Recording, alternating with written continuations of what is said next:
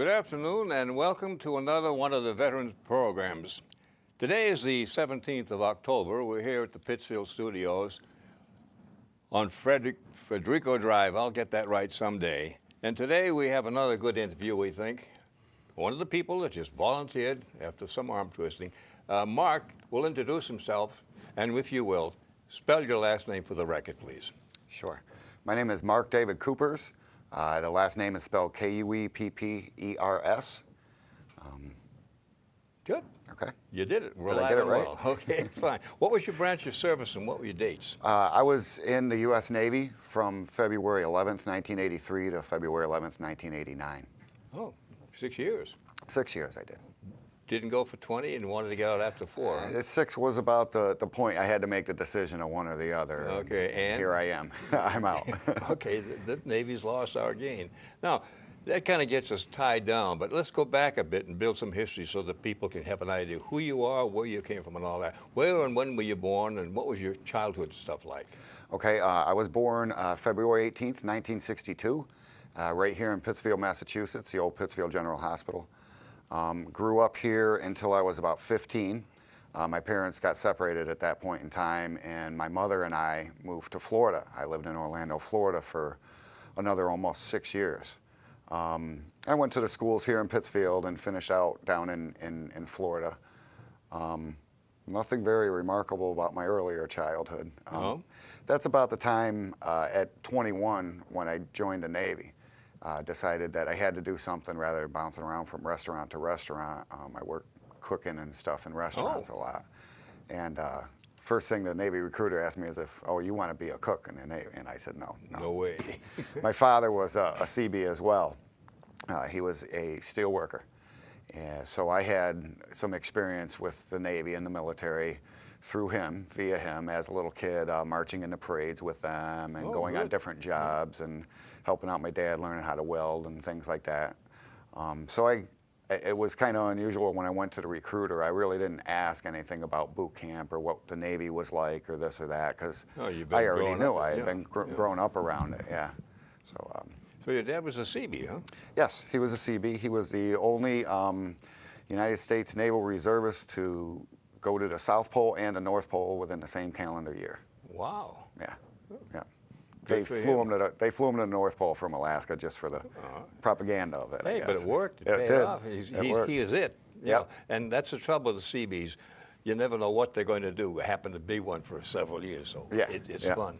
Now, you said you went nothing spectacular in your childhood, but now, are you an only child? Do you have brothers and sisters? No, I have 2 older sisters. One sister, Kathy, is 4 years older than me, and Debbie is 6 years older than me. So they looked out for me a lot. They were kind of my big brothers as growing up, you know. Good for you. Yeah. But what decided to go in the Navy?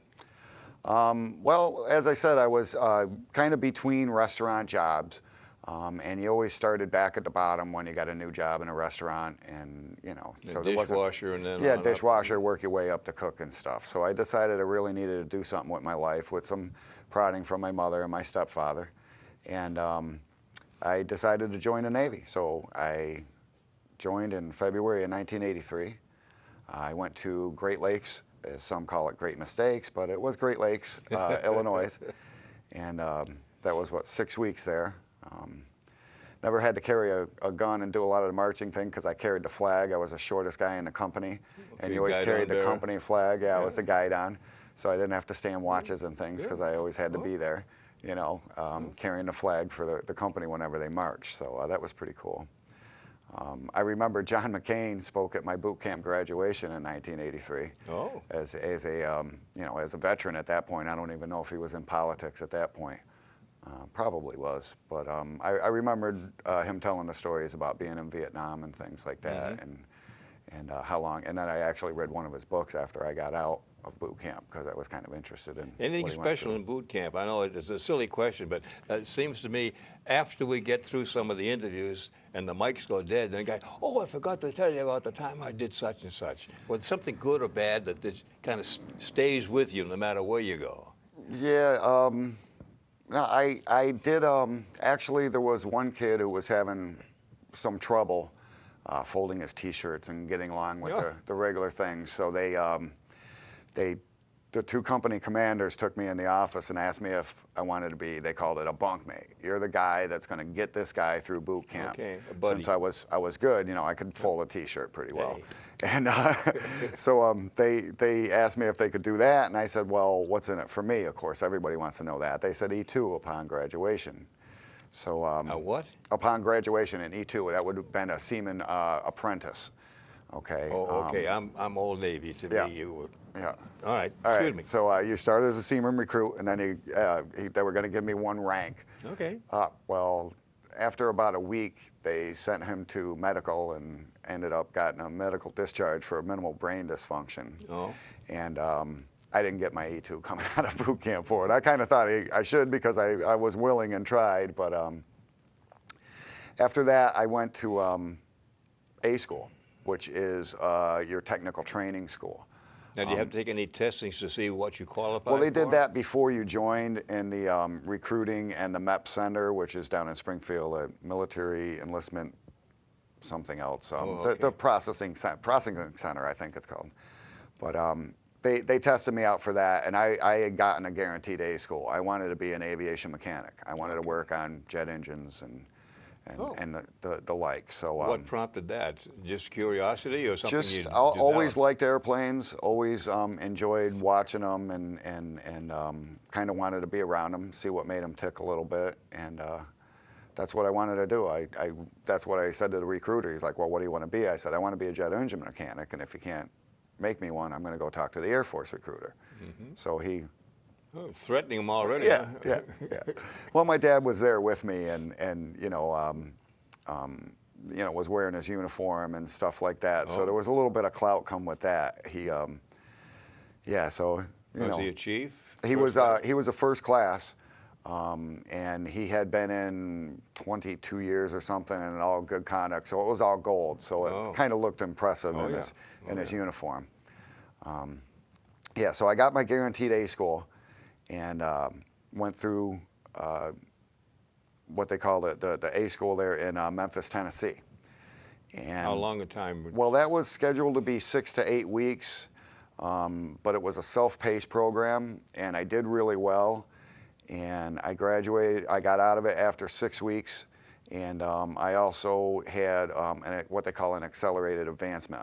They got to award 2 people accelerated advancement, and so I think it was 3 months after I got to my first duty station, I became an E5, which is a 3rd class petty officer. Thank you, sir. Okay, that was a 2-rank promotion for that, just for doing really, really well and excelling in the A school. What particular training did that give you? It gave you basically basic or? mechanics on all different types of aircraft that the Navy would operate. It was just, as they always called it, a license to learn.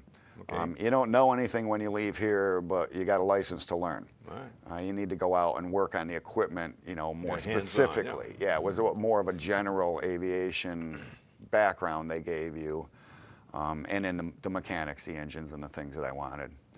I remember right at the end of A school, and since my father had been to the South Pole, I wanted to go to the South Pole. I thought that might be kind of neat, and there was a helicopter/aircraft squadron that goes down to the South Pole, VXE-6, I believe they were called, and they would hang out on the South Pole in the summertime, and they would have a wintering over crew. Well, I just wanted to do that, and we were all waiting for our orders in line, and the 5 guys in front of me got orders to that squadron, and I get orders to NAS Meridian, Mississippi, shore duty. A little different. A little bit different, yeah. Yeah, a little bit different. So I went there, and that was in probably the summer of '83.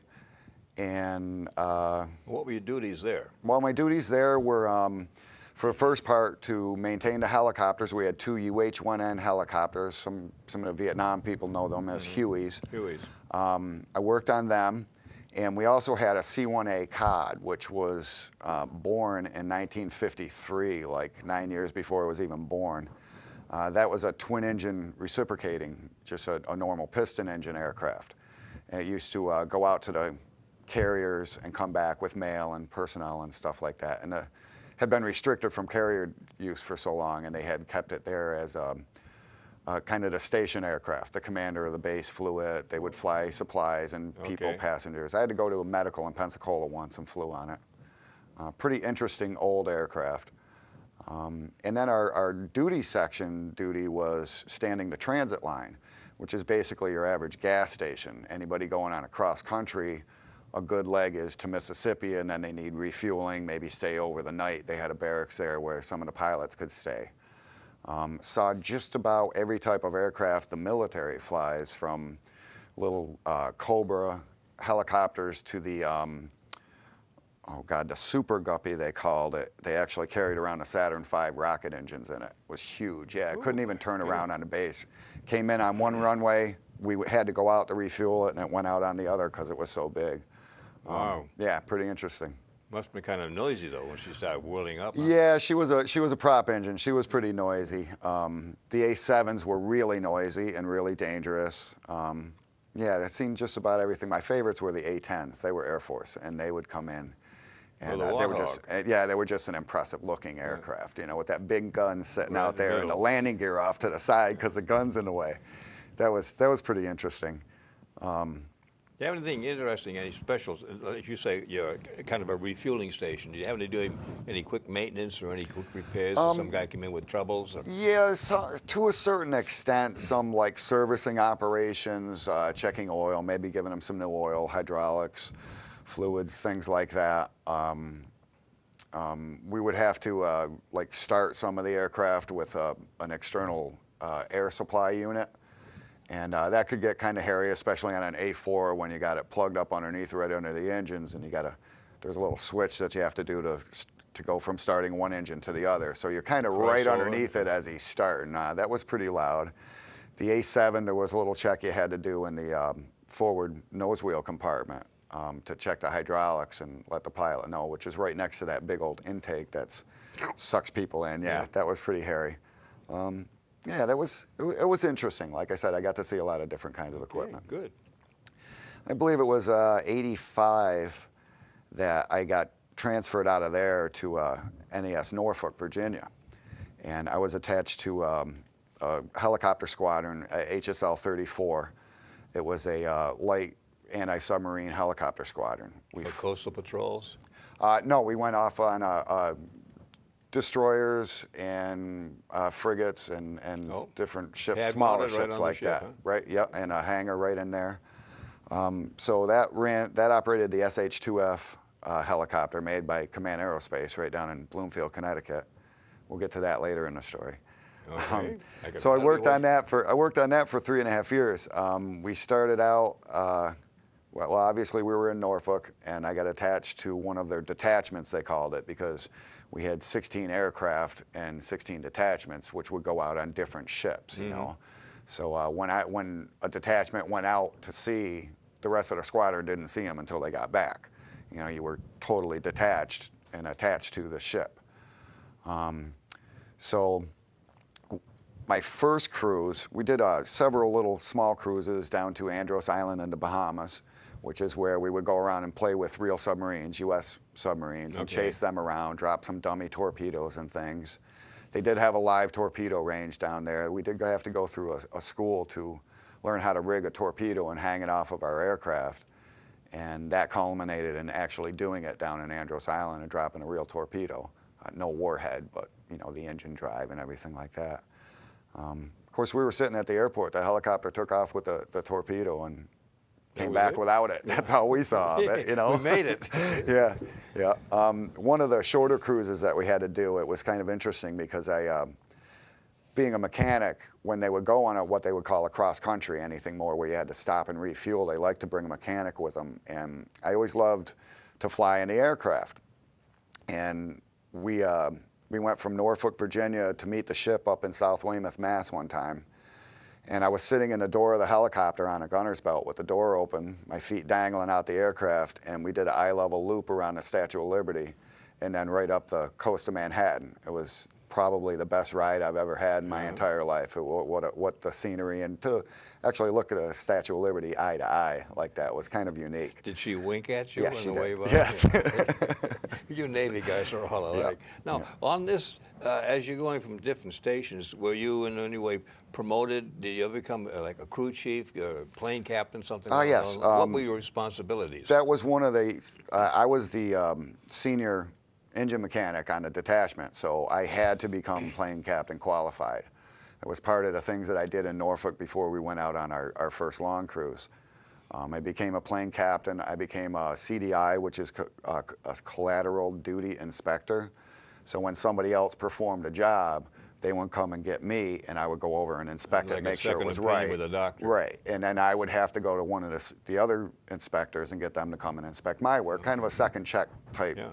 You have to sign off that you, in fact, did all these little things up and down the line. Right, right. That was part, mainly as part of being a plane captain. That's why my signature, a lot of people say I can't read it, and I sign my name like a doctor. In order to sign off a daily inspection every day, you had to sign your full signature 122 times or something. That's your signature? I thought the pen had dropped out of your hand. Thank you. Now we know.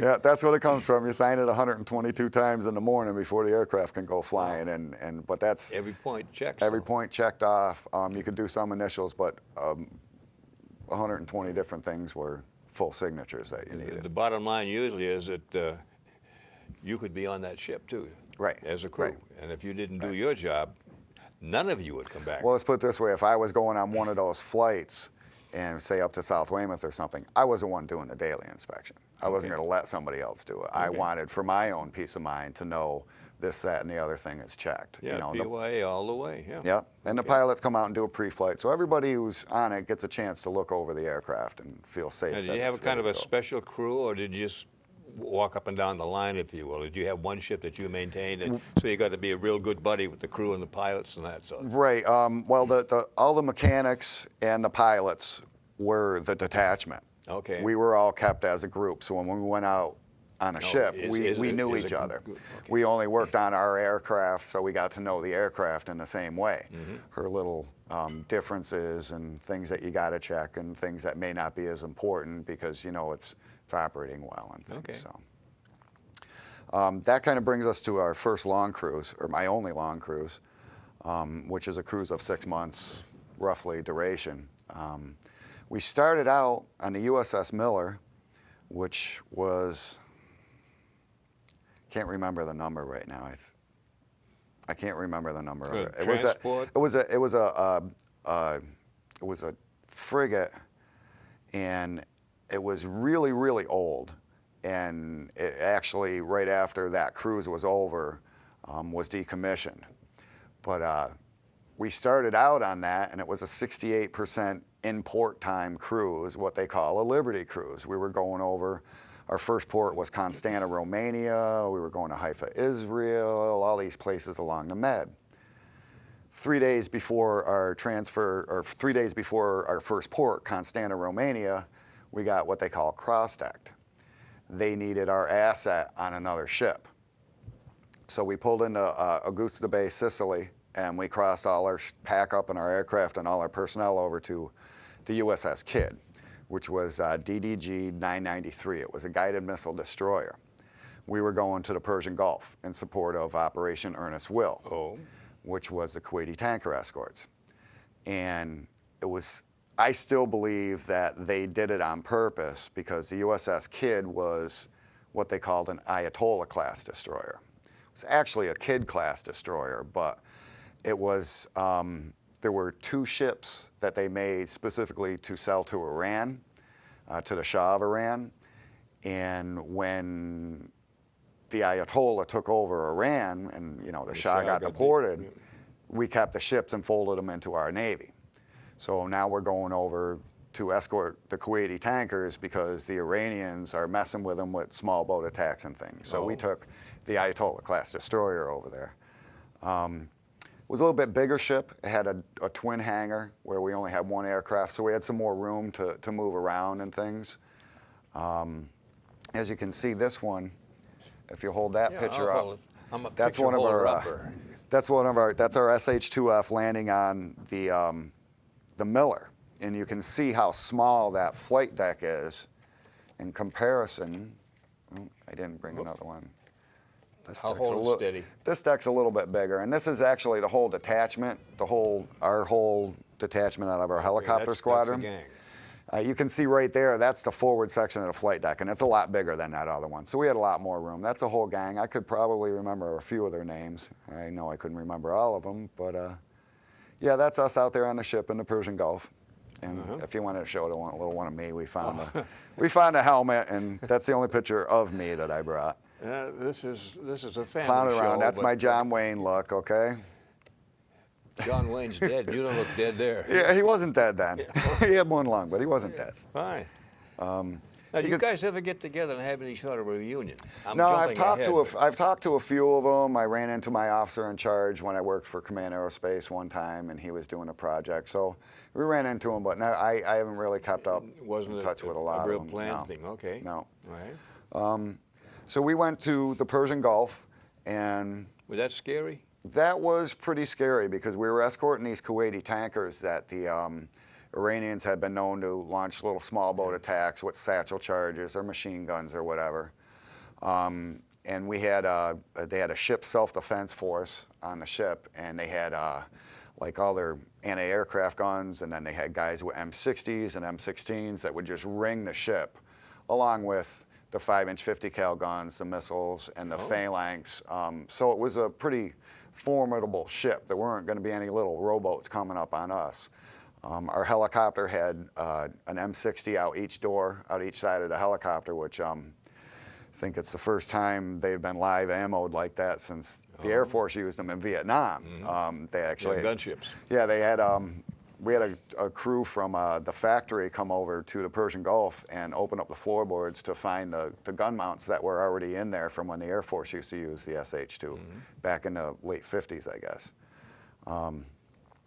So we were over there, and our crewman also had a grenade launcher in the aircraft too, which was kind of scary because he was a radar operator. They weren't really trained to handle weaponry. One rad lead and blow his shoe off. Yeah, I mean, we had one land one time with what I thought his gun was locked and loaded. I could see the bullets going into the side of the M60, so I assumed it was locked and loaded. Well, he just rested him there, so all he had to do was bang it. Well, after I clocked him upside the head with the chalk that goes underneath the wheel of the aircraft, and he went crying to the chief told him if he ever did it again, he'd throw him over the side because he wanted no, you were supposed to safe all your weapons before you landed on the ship, so no accidents. So, yeah. Did you have any actual run-ins though? Was someone giving you a bad time while on these patrols? Yeah, we were escorting. Well, actually, the very first escort with live tankers. Go down the Red Sea? Or right through the Straits of Hormuz going into the Persian Gulf. Yep. The USS Bridgeton, which they were Kuwaiti tankers, but they renamed them, flagged them American until we brought them up to Kuwait Harbor. Then there were Kuwaiti ships again. Well, the USS Bridgeton was the 4th largest ship in the world at the time, and on our first run, it hit a mine. Ooh. And I swear the Joint Chiefs of Staff were going, oh, mines, we didn't think of that, because our mine sweeping capability was, 6 guys out on the bow going like this, trying to look for mines until looking into the sun. They actually borrowed some from England and brought some mine sweepers over there until we could get ours over there. So that was a last minute thing. But the Bridgeton hit that, and we had all the AP, ABC, NBC reporters on board. We were the flagship for the operation, had the Commodore on board. And they were all there, and as soon as the Bridgeton hit the mine, well, we had the big ships out in front, and we were escorting them alongside. Well, once the mine was hit, the Bridgeton listed a little bit, tilted to the side, and slowed down a couple of knots, but kept on motoring. Was it loaded with fuel oil? No, it was empty going back to Kuwait at the time. So all the Navy ships got in behind the tankers, and the press started saying, geez, well, you're hiding behind it. It's like, well, look at that ship. That hit one of the mines. It listed a little bit and slowed down, but it kept going. If that same mine had hit our 320-foot ship, we'd be down. Yeah. So kind of straighten that out real quick. It was nice that they were right on board with us. And that was the very first one. So there was a little bit of excitement there. I mean, we were standing out on the flight deck, and I heard the explosion, and the ship was way out in front of us. So, I mean, it was a pretty loud Did it boom. take any real serious damage, like cave in the hull, or just put a hole in the It put side? a 15-foot hole in the side of the hull, and they brought it back to Dubai. I believe it was Dubai, and they put it in dry dock and fixed it. And 9 years later, when I went back to the Persian Gulf with Command Aerospace, it was still parked in the harbor. Nobody had ever sailed it because of the old jinx, the bad luck thing. The ship had been hit by a mine, so it was still there. Anybody hurt? No, there was nobody hurt on the ship. There was only like 12 guys on it. It was the fourth largest ship in the world, and there was 12 guys, and one of our officers was put on board once it became an American ship. And then once it changed back over, we went and picked him up with our helicopter. After that, there was one point where I guess the Iranians got wind that once we let them go in the harbor, they were no longer American ships technically. So they launched a missile against one of them in the harbor. And so they weren't shooting at a U.S. ship. Right. But at the time, Ronald Reagan was our president, and as you know, he didn't go for technicalities too much. So we went out, and there was an oil refinery, basically 2 oil platforms out in the middle of the Gulf, called the Rotterdam Oil Refinery, and it was still active, but they weren't using it. They were launching a lot of their small boat attacks from it. So we went out and basically blew the heck out of it. We went out and blew the heck out of it. Here, I got pictures of that. We got lots of good stuff here. That's what that was, you were saying, was a little dot.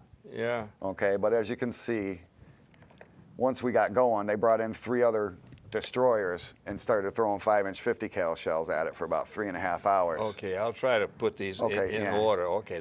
You don't have to show them every one of them, but it'll give you there's the a clue. few This that, is what, if you will, time-lapse photography. That little stuff down there, those are the platforms just about here, okay? And then they started taking hits. And they get closer and closer. And they really set the thing going. Whoops, I'm going there, okay? Yeah. Just happen to have these now. These aren't a couple more of that that were sensitive at all? pretty beautiful. No, I don't think so. Okay. Maybe I'll find out now. Oh, we sure heck will. Yeah. This is the culmination. The little red splash there, things are burning badly. 3 months later, when we left the Persian Gulf, we drove by and it was still on fire. Still on fire. Still on fire because it was still active with oil. They didn't have any way of turning them down or shutting them off so they could keep pumping? I don't know. They were Iranians. I'm not sure. You'd have to ask them out. I know. You know. You got to ask. That's right. That's right. The only other real serious thing that happened was we were out there, and in Bahrain, there was a logistics ship there. And we would see it out in the Gulf now and then, and it was about probably 5 or 6 miles away. And on the ocean, you can still see it. It's not that far. You can see it. And we got called to flight quarters. I went up. I was the landing signalman, the guy who waves his hands and all that when a helicopter comes in, kind of in charge of the deck with a safety officer. And we were going to get mail. They said they had 2,500 pounds of mail, and they were just going to land on that other ship and drop them some mail and then come over, and they had some passengers. Well, as it was going in to land on the ship, I was watching it. It hit, exploded, and basically fell back into the water. They were a little overloaded and couldn't maintain hover out of their ground effect and couldn't slow themselves down as they were coming in. They hit the deck of the ship, and the next probably 8 to 10 hours was pretty crazy after that, with our helicopter flying, trying to find people. We rescued 4 people with our helicopter and 1 person with our captain's gig, the little small boat that we carried on the ship. What was the total complement of? There were 9 people. 9 guys, there were 9 people on board, and it was rough that day trying to find the people, and I was talking to the bridge who was talking to the small boat and directing them towards a guy in the water, and then I had to stop. You were up topside? I was on the flight deck. Oh, okay. No, I was on the flight deck, and I could see, I could see the guy out there, and we were trying to direct him to that, and the helicopter came in for more fuel. I landed it, turned around, and they never did find that guy. They were only about 20 yards from him, and they never found him. He's still but missing? one of the ones that went missing, yeah. And the thing that really hurt was after about 3 weeks, they pulled the aircraft up, and we got all of our mail that had been sitting on the bottom of the ocean for about 3 weeks. What, watertight sacks or something? No. Soggy? I got a letter from somebody that was written in felt tip pen, and to this day I don't know who it was because it was a big ink spot on paper. As long as it wasn't a check. No, and it just kind of hurt that it was, 4 people had to die to bring me my mail. It was a pilot, the co-pilot, and 2 civilian passengers that were on there. 2 civilian guys that were working for the government died. The crewman who was kneeling on top of the fuel tanks, which exploded, and was tied in with a gunner's belt, he was blown clear of the aircraft, and he went into shock sitting in our hangar after we picked him out of the water because he couldn't believe it that he didn't have a bruise or a scratch on him. He was kneeling on the fuel tanks, and when it exploded, it just basically shot him out the door. Like an emergency ejection seat. Ripped a 4-inch gunner strap right in half, throwing him out of the aircraft. Lucky it didn't break any ribs or nothing. He had a couple bruises, but medical checked him out, and there was nothing wrong, and the guy was freaking right out. The guy upstairs was looking out for him. Yeah. So then we came home after that. We stopped in the Med for a couple of trips. We hit Villafranche, which is right between Nice and Monte Carlo. Had a little bit of liberty there. Oh yeah. We had a couple of days there. We had a couple of days in Palma de Mallorca, which is a Spanish island off the coast in the Mediterranean. Most guys in the Navy that did a med cruise had been to Palma. We had a local television news station out of Norfolk come over and meet us in the Mediterranean and kind of do a special interview on us because we were coming home and things. It was like a 5-night segment on the local news. Oh. And they decided to do it on something different, and they based it on the helicopter crash that we had out there. Oh. And interviewed me and a couple of the other guys on the air dat and a few people off the ship and kind of concentrated on that rather than everything that everybody had heard over here about what we were doing there. There was one day, oh boy, I didn't bring that picture, but like you said, people always forget things. But one day I was washing the helicopter and washing the helicopter, cleaning it. You got to clean it. And there were areas up on the top of the helicopter where there was a bilge, where oil and different kinds of liquids would settle in, and we'd have to clean that. It was one of the nastiest jobs you could do on a helicopter, and I'm sitting there doing it, and I look up and I see a helicopter flying overhead. I just kind of stuck my fist up like that, and he flew by. Well, the next thing I know, everybody's getting things from home, and it's got this picture of me doing that, and it was an Associated Press photographer, and it was like all over. They put it out on the wire. So you're an unconscious hero then, huh? Yeah, I got a lot of copies from all different papers, the Boston Herald, someplace down in Austin, Texas. But this woman in Oregon sent me. It was on the front page of her paper, and she got through the Department of Defense, found out the address for the USS Kidd, sent it to the captain. It was to the unknown sailor who was in the picture, and she wrote me this little nice letter thanking me so much for what we were doing over there. Oh, good. And it's nice. I got the front page of the paper that she sent me and her letter. You got it in some kind of a frame? Yeah, what do you call it? Laminated. Got it laminated and put in a frame. So I can't believe I forgot to bring that. But those things happen, That's all right. Yeah, then what? Well, after we came back home, we went on a couple of little cruises around here because we were invited by the cities. Here meaning what? The East Coast? In the United States, yeah. Okay. It was, I'm trying to think, West Haven, Connecticut invited us up there. We spent 3 days there and kind of as guests of the city. The mayor, we marched from the ship to the city hall, and the mayor said, the first drink's on me. And you walked into every bar in town, and not only the first one, you couldn't buy a drink, That's rough duty. Yeah, that's rough duty. Then we went to Fleet Week in New York City, had a lot of drinks bought it for us there, and then we got invited to Halifax, Nova Scotia. We were up there for 5 days. This was all in one cruise. Wow. I went out. I had like $38 to my name when we left, and I came back and I had like $8 to my name and had a good time in every one of the cities. That's all, yeah. Well, no, you couldn't spend your money, Remember being up in Halifax, and we were out on Liberty in this bar, and we had some, what do you call them? They're going through the officer academy, but they aren't out Cadets? yet. Cadets, yeah. And Plebes? they put them on they put them on the ship, and so they were with us on that cruise, and they were up there, and they were partying in this bar, and there was a guy that was in the Canadian Army, and his dress uniform is a kilt.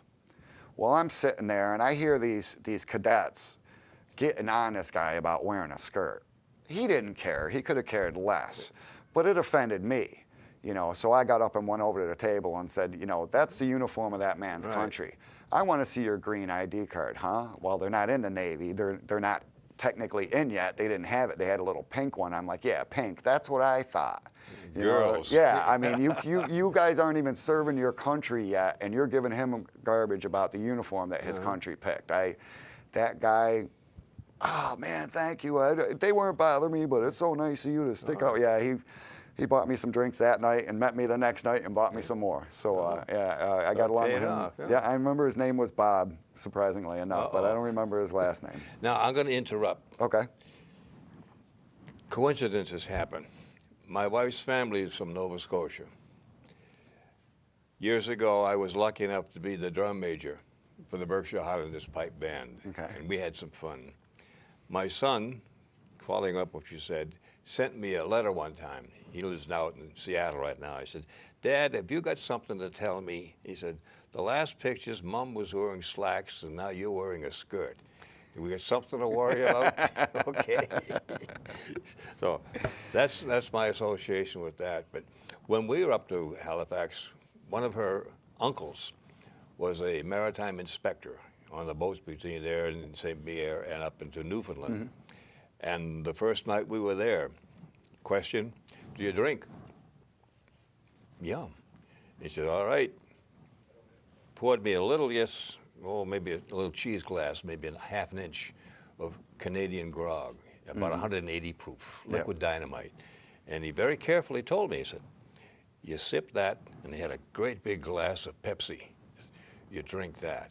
And being dumb, stupid, and proud, I'll tell you, I felt like my nails were going to pop right out of my skin, but they party well up there. I didn't mean to interrupt. Go ahead. Yes. No, it's your right. nickel. I'm sorry. So we were back home, and I remember we had on the side of the aircraft, and I don't have a good picture of it, is a cover that covers the sonobuoy tubes. Sonobuoys are things that the helicopter can drop out and then track submarines with. And so there was like 24 tubes in there, and there was a cover that goes over it. And all the detachments were allowed to paint it up any way they wanted as their logo, kind of like nose art back in World War II. And we had an artist on our detachment, and he came up with this drawing of our helicopter in caricature with a helmet on and an M60 with bullets over his landing gear, shooting at this little Iranian guy in a rowboat going down that was waving a pistol at him. And we were called Raghead Recon 6. That's not politically correct today, but in 1987 it was a little bit different. It's a piece of history, though. When we got back to Norfolk, the executive officer of the squadron was flipping out about it. He was having a fit because he didn't like it. Well, the commanding officer thought it was great. He loved it, just thought it was the best one he had ever seen. And then after I got out of the Navy and I started working for Command Aerospace, I'm talking to this one guy, and he had to go out to the desert so that retired Rear Admiral Zimmer could have this deck cover from this one detachment. And it was he pulled out a picture, and it was the Raghead Recon 6 deck cover. And so I brought in a picture of mine from home, and he's like, "Oh my God!" And he brought it back. They like restored it and put it behind plexiglass and sent it off to the admiral. He was the commander of my squadron at the time. He was a commander, and he ended up making Rear Admiral before he retired. And they went and got it. Yeah, and he was the one who could get it. I mean, I'd like to have it. I'm sure Oscar, the guy who painted it, would like to have it, but tell him Commander Zimmer got it. You tell him you want it. Now, when did you left the, shall we say, employ of the Navy? What did you do? Did you go back to school? There wasn't a GI Bill then, but what did you do after that? After that, I got out. I came back here to Pittsfield, Massachusetts, and started looking for a job.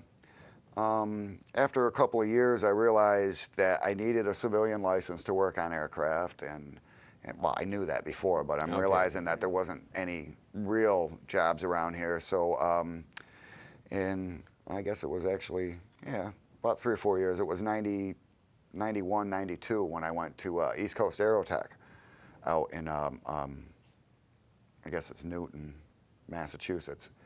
And I got my civilian license. That took 1.5 years of going back and forth on the weekends, going to school out there, working at night to get my civilian license to work on aircraft. Right out of that, I started working for Canadair down at Bradley Airport in Windsor Locks, Connecticut. And worked for them for a couple of years, and I found out about a job over at Command Aerospace, the company who used to make the helicopter I worked on in the Navy. And they were looking for some people for a special project. So I applied and had the perfect background. That the rotor system of this aircraft is the same as the rotor system on their new K-MAX, which is an external lift helicopter. So they hired me. I went over there, went through their school, learned about the K-MAX, which has an engine that came off the line in 1954 or so. Very reliable, been around a long time. The rotor system also was used since Vietnam. And I worked for them. We went on a kind of a deployment with the Navy to the Persian Gulf again. Here I am 9 years later going back to the Persian Gulf. And this time it was a little bit different, being a civilian, getting paid for it. I'd have 6 weeks on, 6 weeks off. They'd fly me over to the Persian Gulf. We'd fly supplies. We were on a supply ship, the USNS Niagara Falls. Was this under contract to the government, or just under contract? It was a demonstration contract to prove a proof of concept that we could do it. And we went over there, brought 2 K-MAXs with us, and here I am back again. And that was a 6-month thing, but it was 6 weeks on and 6 weeks off. Now, the last tour of it ended up being 8 weeks. And I left from Bradley Airport here in Connecticut, flew to London, to Bahrain, met the boat. We floated around on the boat. We hit Liberty in Phuket, Thailand, Manila in the Philippines, and then went back to Guam, where the boat was stationed. Ooh. And December 7th, I flew from Guam to Tokyo to Minneapolis and back to Hartford. I went around the world in 60 days. Ooh. Yeah, and seen a lot in between. Yeah, it was a So you haven't been exactly a hometown boy then, huh? No, but since I got out, or actually after that, I became, that contract was completed. They ended up actually giving the whole contract to another company, but we did prove the concept. So I became a tech rep, a technical representative for Command Aerospace. I dealt with their civilian application of the K-MAX, traveling to Idaho, Washington, British Columbia. I went to Liechtenstein over in Europe. And did quite a bit of traveling with them. This was a little bit better because I wasn't a spare mechanic.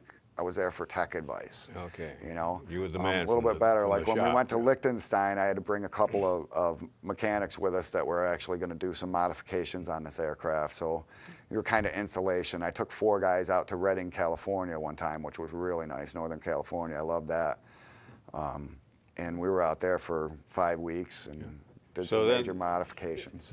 As we ask them usually, then your service training and MOS, if you will, really qualified you for what's been going on in your life since, I could think. Oh, exactly. I mean, I wouldn't have had the opportunity with Command Aerospace if I hadn't worked on their aircraft before, you know, so it directly came out of the Navy. I learned a lot by being in the Navy. You know, when I got out, my good friend of mine asked me, he was like, you know, so what'd you do in the Navy? And I got telling him about this one time in the Gulf when we had to be up and flying, and our main gearbox went down. We got one. I worked 58 hours nonstop because I was the lead mechanic. It was my job. You had to get it going. Let's get it going. Everybody else, you know, but I mean, everybody then pitched in and worked together. But I just, you know, I'd take cat naps in the hangar until they needed something checked or something. And he's like, well, geez, you know, you must have gotten overtime for that or gotten a day off. Yeah, that's what I did. I laughed. I'm like, yeah, right, Kurt. Sure. I mean, we're out there in the middle of the Persian Gulf. What am I going to do if they give me a day off? No, Go take a camel ride. After that, I had a 4-hour nap until my normal 12-hour shift, and I came back up and did it all over again. You know, I mean, and kind of just shows you that, I mean, the job is not all about the paycheck at the end of the week. No, it's about the personal satisfaction of doing a job, doing it to the best of your ability, and knowing that it's right when you're done. Amen. You know? Now, on all this time, have you ever had any, what's say, romantic entanglements? You get married, have a girlfriend? Right now, I'm 46 years old, got my own little apartment. Happy as can be. I'm working for a contractor. I'm a carpenter now after all my experience I had. I'm a carpenter. You know, as I said, all the different things I did in my life, I never realized I would enjoy doing building and remodeling as much as I do now. Yeah. And I think I use something that I learned in the Navy every day. You know, there's always, every day there's something there's a payoff that helps somewhere down the line, And that's the good part. Most of the guys just did the same thing, and you know, all of a sudden, what I did back in boot camp, the third day there, I didn't even know what I was doing. Yeah. It seems to flash back, and it helps channel a lot of your activities. Yeah. Now, have you joined anything like the Legion, the VFW, AMVETS, whatever? I'm a member of the Pittsfield VFW and the Pittsfield American Legion. I mean, I'm active, but not super active in either organization. I'm more of a member, social member to them. I'm also a member at the Polish Community Club in Pittsfield. I probably frequent that place more. I'm you know, proud of my Polish heritage, although my name is German. That's close. Yeah, yeah. Yeah, you know, I have a girlfriend now. I live here in Pittsfield, and just kind of enjoying life. Yeah, good. Yeah. So now, all in all, though, one of the questions we ask, and you've answered it, I think, but your experience and what you've been able to do with it has been a very positive situation. There was nothing real negative in all of it, was it? Oh yeah, no, it's been definitely positive. I can't. Other than being away for 6 months on a long cruise, I can't say there was anything really negative about my experience in the Navy, and that wasn't even negative. You know, at the time, it was rough, and you know, being away from my daughter's mother at the time we were together, and you know, it kind of killed that relationship being away. They say the Navy wife is the toughest job in the Navy, and it really is, because you leave and you come back 6 months later, and think of how much you change in 6 months. You're a different person. You know, so it's really tough. And but even, you know, being over there, missing home, and worried about, you know, what's going to happen, hit a mine or a missile come down or whatever.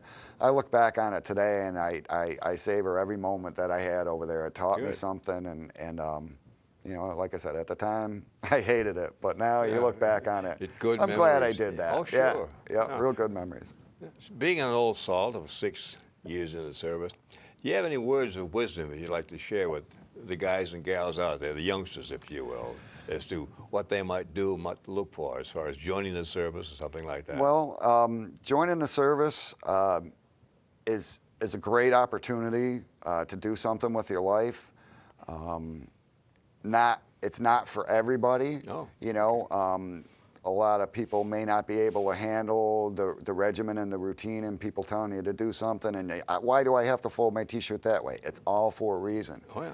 So if they can get over that, it's a great opportunity to get some excellent training, and get out and have a good job, or spend your career in the military. You don't have to spend the whole time, but you know, it's there for you. It's an option. You said your dad gold up the sleeves. Yep. It's a good life. It's a good living. As you say, it's for those who like it, but the opportunity's there. And like anything else, if you prove yourself, it's just building all the way up the line. Sure. There's all kinds of education and jobs that they can get for you. Amen.